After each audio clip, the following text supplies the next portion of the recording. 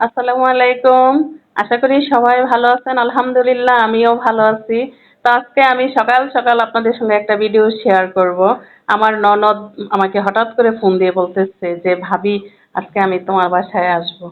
তো আমি তো অবাক যে কি ব্যাপার। হ্যাঁ, আমার তুমি হঠাৎ করে ওর ছেলে পরীক্ষা দেয় আমার বাসারই কাছে স্কুল।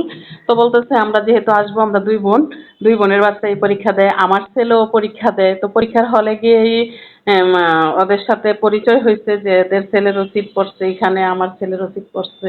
তো ওদের ভাই বলছে যে একদিন বাসায় যা, আমার বাসা তো কাছেই, তোর বাবির সঙ্গে দেখা করে আসবি তোরা।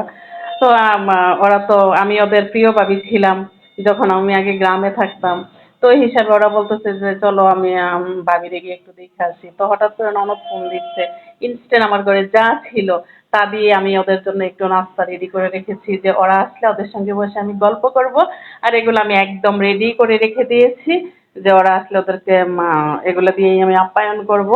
আর সময় তো বেশি না, যেহেতু বাচ্চা পরীক্ষার হলে রেখে আসবে, অল্প সময়ের জন্যই আসবে, জাস্ট একটা আন্তরিকতার প্রকাশ যে ভাবিকে একটু দেখে আসি।